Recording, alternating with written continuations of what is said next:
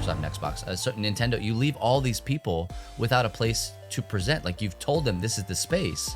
Yeah. And you really can only do it here. And then you leave them with nothing. They're not just going to go, oh, man. Guess we'll keep waiting. Yeah. Guess we're not going to announce anything. They were like, Right. You know, to spend how much money? Oh, okay. yeah, we have the money to do this on our own. And we also have the internet. I've heard of that before. So, exactly. Why not do that? And so that was the thread on the sweater that was being pulled.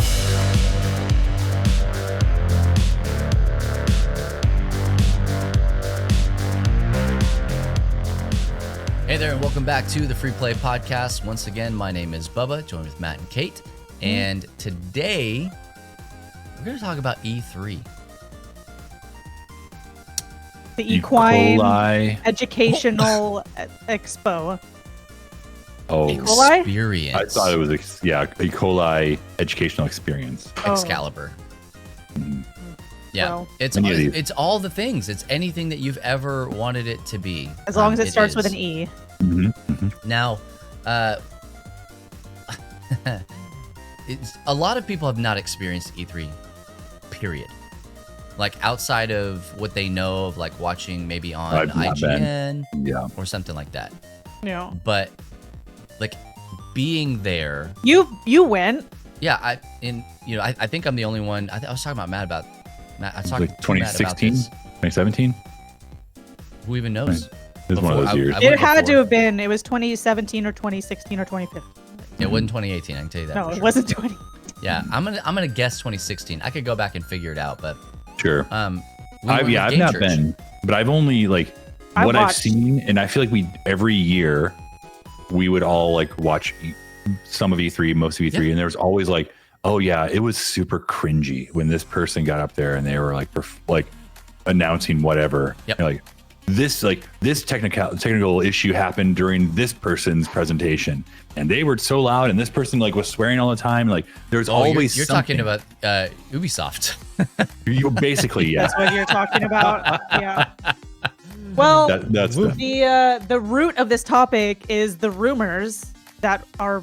I don't know if they're concrete. They can't be rumors, man. It's somewhere in the middle right now.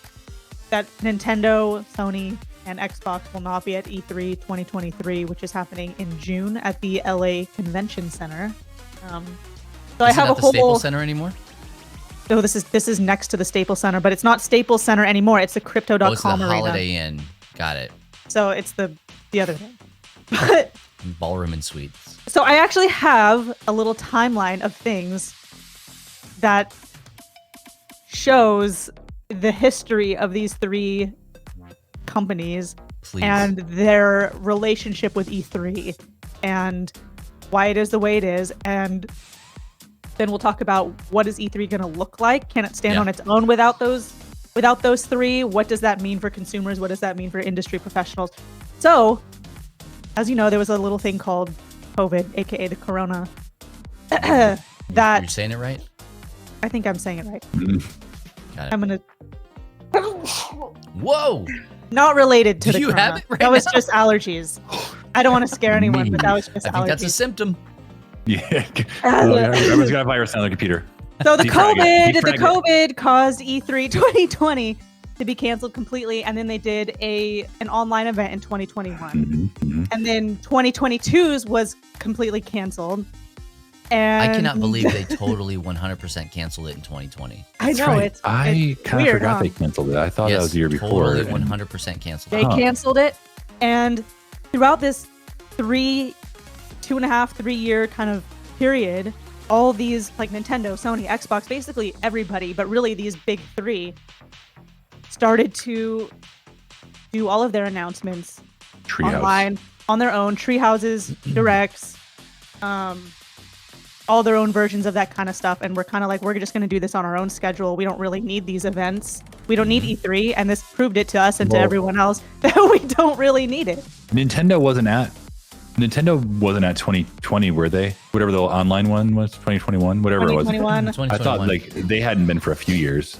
Yeah, in 2013 was the first year that Nintendo didn't go to E3. And they started doing their own directs to see what would happen. And then they went back to E3. In 2019, Sony left E3 and they haven't been back. I think 2013 was a little early. But again, this is Nintendo, right? Like Nintendo is all about. They said go play your own Nintendo and be fine. Just innovate, man. And Xbox in 2018 and 2019 stopped having a booth there. Although in 2019 they did a live presentation, but they didn't have a booth, so it kind of seemed that they were stepping back a little bit. And so that this was year, when they started to I think it was that the year that them and Sony, they had their own like spaces and like large things. What year did what year did they open it to the general public? Because before it was just for press, it was an industry show. Yeah, it was an industry show only. I don't know. It was 2018. Probably 2018 or 2019, somewhere around there. They opened it to the public. So the nature of the show has kind of shifted. The nature of technology and doing announcements has shifted. Yeah. To where these big companies don't really need E3, so why would they put in all that time and effort and special announcements to do that? It was expensive. So expensive. And think of it this way too: if they're doing their own releases on their own time, own schedule, all that stuff, they have way more control over their announcements. They're able to drive traffic more efficiently in terms of social, digital, all that kind of stuff. And they don't have to share our time and space with other people. Now, here's the thing. Like, conventions exist because companies want to go places and show people things and release stuff and blah, blah, blah, like all that stuff. And we know that. That's our life with Love Thy Nerd, and even like we're talking about with Game Church. We went to E3 as Game Church. We had a booth in the convention hall. When it was an industry show, we went twice, right? And that is no easy task, and it is no cheap task either. And I know what it cost us to go there to have we had a 10 by 20 booth. It was like tens of thousands. I don't remember the exact. Many cookies it was. I could take a guess. I could guess. Think about when we were there. It was when they were talking about launching Destiny 2 and all sorts of stuff. And so it was gnarly, absolutely gnarly. And we were literally just literally across the aisle from Disney, the last year that Disney presented at E3. And we stood in line and we got the Disney Infinity figures, and they were going online the next second for $500. KSM That's right. Figures. Yeah, it was. It was a whole thing. It was. Yeah, we got the KSM Infinity figures for sure. Yeah, same. But the thing of it is like I know exactly how much it cost for us to be there. I don't even want to think for the big the big booths, like the massive, like 2-story booths inside the Staples Center. Outside, it was just as gnarly outside as it was inside. So if you weren't like a part of the show, you could still go and like play PlayStation stuff and do things around the outside. But it was an absolute circus. And then I don't think anybody really thought about it. We just knew it was expensive. And then when it didn't happen, you like leave Microsoft, Sony, Xbox, Ubisoft, Microsoft and Xbox, Nintendo, you leave all these people without a place to present. Like you've told them this is the space. Yeah. And you really can only do it here. And then you leave them with nothing. They're not just going to go, oh man. Guess we'll keep waiting. Yeah. Guess we're not going to announce anything. They were like, you're going to spend how much money? Oh, yeah, we have the money to do this on our own. And we also have the internet. I've heard of that before. Oh, exactly. Why not do that? And so that was the thread on the sweater that was being pulled. Good for them. For not I know. doing that. I think it's smart. I don't think in this day and age of where we are that you have to wait and hold on to your news for once a year announcements of somebody else's schedule. Just do it yourself. You'll have a nice production value that you control every aspect of it. It looks good. It sounds good. Yeah, that's exactly it. Well, do you think that part of it is like the afterwards everyone would be like, well, who won E3? Who lost E3? Like, I wonder if like that comparison, like we don't care in some regards. Like, here's our stuff. You can watch it when we put it out. And that way you're not like, well, I just watched PlayStation's and theirs was garbage, but Xbox really shone. Yeah. Like, it was the best. It was the best.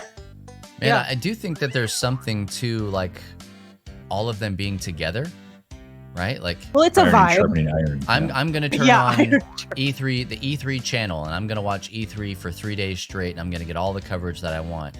So like, even as a presenter, like you know that people are going to be, they're in the system. They're just going to be there watching things. Yeah. Whereas if you have to go, and we see this with all the streaming platforms that we have right now, if you have to go to all the different places, you lose people along the way. And so your numbers actually go down. Yep. But I think at some point, it doesn't matter. Like when you're, the worst, I will say probably the worst attended, the worst viewed show of all of that is the PC show. I think it has, because the PC is a medium, right? Like it's there's nothing proprietary about what goes on there. They're just showcasing other games and other publishers and developers and platforms and ports and all sorts of stuff. They're just like, hey, we also have that. You can play that on your computer as well. If Steam had a showing, I think that would be different, right? But it's just PC Mag presents the PC showcase kind of a deal. I think that they kind of, I haven't seen that do well since then. Maybe it has been, I don't know. But again, like it's not a part of the pipeline, so I'm not keeping up with it. And I play everything on PC, everything. But you know what? I watch the PlayStation showcases. I watch the Xbox showcases. The net's too wide on the PC. It's too wide. Yep. Well, and for this 2023 event, they're dividing it up differently because we talked about this whenever it was. I think we talked about it on the arcade podcast that we used to have that won many awards. That one. About when they switched that show to have the industry professionals plus us peasants there at the same time, and how it kind of changed. It kind of changed the vibe of it a little bit, which is fine. I mean, what else could you expect when you're mixing two different audiences? That's what's going to happen. So for this show, I'll read you the little schedule. The show itself is like the 13th through the 16th of June, right? The whole thing. So the whole thing. So starting on June 11th, they're going to do a whole bunch of digital events and start unrolling things digitally. So 3 days of digital events. For 3 days, there wasn't a schedule. It just said June 11 digital events begin. And then the 13th through the 15th is what they call E3 business days. Normally that's for the industry professionals, media, devs, blah, blah, blah. And then the 15th through the 16th is E3 gamer days. So that's the one that's open to the public. So the first part of it is closed. And then the second part of it, with like 1 day overlapping, is open to the public. And that's where you'll have the consumer stuff, the hands-on, connecting with content creators, personalities, that type of stuff that's a little more convention-like. I get it. And they'll have separate halls as well for the press and the public. So it's like, best of both worlds, right? That's what Hannah Montana says. You get the best of both worlds. Is it? She did say that. I thought Van Halen said that. I thought they said it as well. And here's the thing. I see that they're trying to do the best of both worlds. Are they though? Well, anybody who's been to a convention and has exhibited at a convention, if you were to tell me, hey, I know we were knocking this thing out in a couple of days, but what if I told you we could double that? And double it again? Not double the exposure. We're going to double the amount of time that you and or your team has to be there. So now you've got to basically pitch, because that's what the expo was beforehand. You've got to pitch all this stuff to the industry. You're pitching your game to publishers. You're pitching, your product to, not even consumers at this point, just distributors, right? So you're going to do that for 3 days. And that's difficult because that's the main part of the business, right? And then you're going to come in for 3 more days and you're going to let people absolutely run through it and trash it.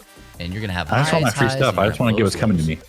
Or maybe you don't have to be there for all those times. Maybe people are only going, I don't know how they've sold their packages to these people. Maybe they have it divided up though. So that you I can don't think it's the best of both worlds. I think that it's the worst of both worlds. But if you're trying to make put yourself in their shoes where you're like, we wish we could undo the mistake of opening it to the public, but we can't. So how do we backtrack without back? And this is the answer. So it's very corporate. It's very corporate, right? Hey, wait, Kate, you said they had to have a spot in 2 areas, like it one says for general separate public, days one for and halls. So that sounds like double the workers too. You need. Yeah. No thanks. I mean, just like from an operational perspective, no thank you. It does sound like a nightmare. So, but that's so on you're them. paying, That's their choice. You're paying so much. Well, but this is what I'm saying though. Stop defending E3. They're not No, here. I'm just. This So or you cancel. have Pick this or cancel. E3 is saying, hey, we're charging you this much to be at the event. And it's probably, we're in 2 separate halls. So if you want to be here for the half of the time, here's the price. You want to be here for the full time, here's the price. And you also have to pay stuff. E3 to be in both spaces. My guess is it's 2 separate prices, okay? And then you have to pay that you paid all that to E3. Now, as an organization, as a business, you then have to make presents.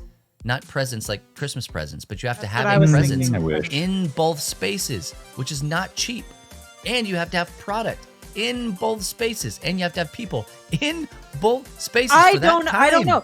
The details are very. And LA's expensive to be in for any amount of time. Very vague. The details are very vague. This could all be wrong. I don't think it's wrong. I think most of this is right, but I don't know the specifics of when you say separate halls for press and public. What does that mean over the duration of the event? I don't know what that means. Just like a table.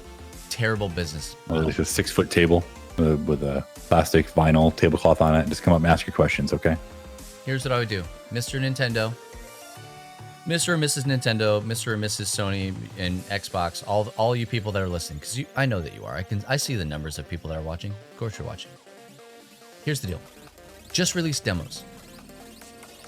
You don't even need a presence. Have a digital presence. You can even do it like a physical space. You want, hey, press and everybody and all that stuff. Cool. Rent a thing like you've been doing. Have a digital presence and have every single game that you're going to talk about have some sort of playable demo. Every single game. If it doesn't have one, don't talk about it. Because what we don't need is, hey, Metroid Prime 4 is coming. Probably, maybe, sometime. Someday. And then we get, in the latest Nintendo Direct, we get Metroid Prime remastered, and everybody's like, oh, okay, this is when they're going to talk about it. And then they don't. Like, that is the Nintendo way. We don't need it. What we need is the way that Bethesda does things. Hey, you want to play Hi-Fi Rush? You can play right now if you want to. No, I will say Nintendo does that fairly often. They also did it a little bit. They do it pretty often. Yeah. Like they'll at least 2 or 3 games. They'll say you can get that right now in the Nintendo eShop. Yes. Well, at the root of it, looking at this schedule of what E3 will look like and all this stuff, is it any wonder why Nintendo and Sony and Xbox were like, we'd rather not participate in that? I mean, it's not like they don't have the money. No, but they don't want to. It's like, why would I want to participate in this? It looks like a mess. I'll just do it online myself. I wonder if they were if they charged them to do the online one. Like, charge them to... I would imagine they did. Their space. Yeah, I'm going to guess they probably did too. And I wonder if that was a bad taste. If you were going to be a part of E3. You needed to pay us. Yeah, but guess what? I could make a trailer for my new thing called Hates the Weekly Cringe, right? I could make a trailer for the Weekly Cringe. I could release it June 12th and say, part of E3, the Weekly Cringe. You would probably get sued. Well, yeah, but if you're anybody and you release anything in that week, technically someone out there could bundle it in and say, this is part of E3 announcements because it happened in the month of June. Yes, but you could also, if somebody else reported on that. No, but I mean, I wouldn't say. You couldn't say, because you would get a cease and desist. No, but I wouldn't say this is part of E3. It's not like playing South by. Like, but it would be kind of implied. I'm actually doing South by right now. That it could be, because there's so much hype around games that if you're releasing anything in the month of June, there's going to be eyes on everything in gaming during that month. So why wouldn't you just... That's exactly right, Kate. You already know that people are... You already know that they're looking for things during that time frame. We'll do a Nintendo Direct on June 9. We'll do a Nintendo Direct. Just do it then. And you save all that money. You piggyback... They'll call it a treehouse then. They'll call it. That's a bigger deal. Yeah, treehouse. So say we'll piggyback off of your guys' overpriced separate days and halls for press and public, and we'll just do our own thing. And legitimately speaking, I think that we're kind of careening, at least in the United States, and I think it's going to be kind of a worldwide thing, into a recession. There's a lot of deflation and stuff going on. If you haven't opened up a news in any amount of time, I would say just kind of look into it.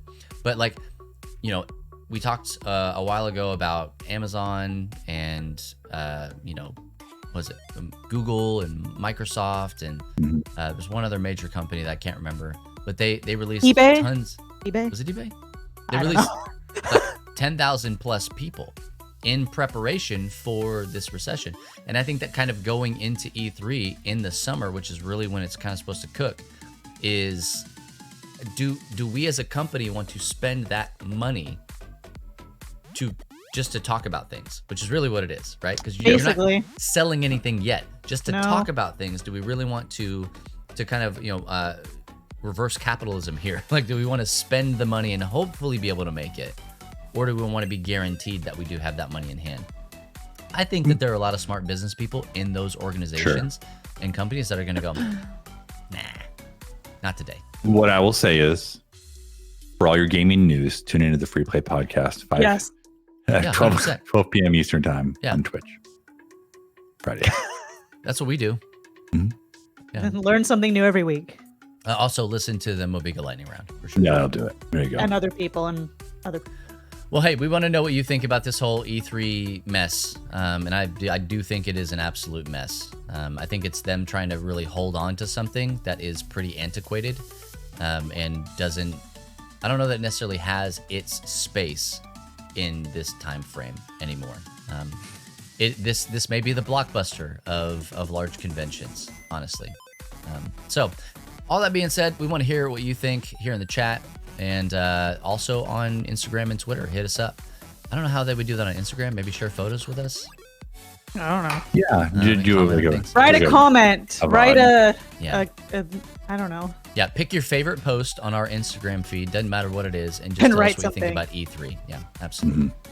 But we're at Free Play Podcast on both of those platforms. Hey, we're gonna take a